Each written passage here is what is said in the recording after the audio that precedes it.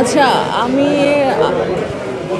গত ৭ই আগস্ট না গত মাস 6ই আগস্ট, সরি, 6ই আগস্ট আমি একটা মামলা করি আমার হাজব্যান্ডের বিরুদ্ধে।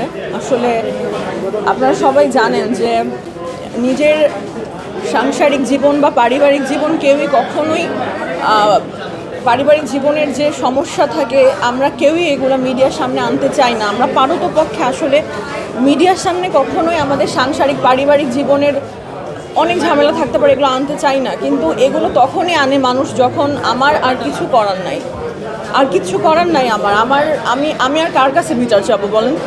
আমি আইনের প্রতি অসম্ভব শ্রদ্ধাশীল।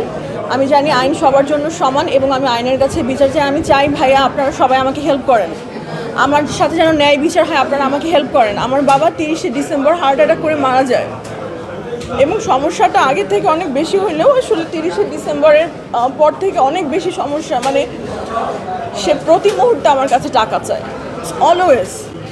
আমি চাচ্ছি একটা ভয়েস রেকর্ডের অল্প একটু আপনাদেরকে শোনাইতে। এটা আমার শাশুড়ির সাথে আমার ভয়েস রেকর্ড। আমি চাচ্ছি আপনারা একটু শোনেন, অল্প একটু শোনেন, আপনারা বোঝেন। কারণ আসলে একটা মেয়ের দিকে আঙ্গুল তোলা খুব সহজ, একটা মেয়ে মানুষের দিকে আঙ্গুল তোলা ইটস সো ইজি, কিন্তু ওই মেয়েটার সাথে কি হচ্ছে এটা দেখা দরকার। তারা কত টাকা নিছে আমাদের কাছ থেকে।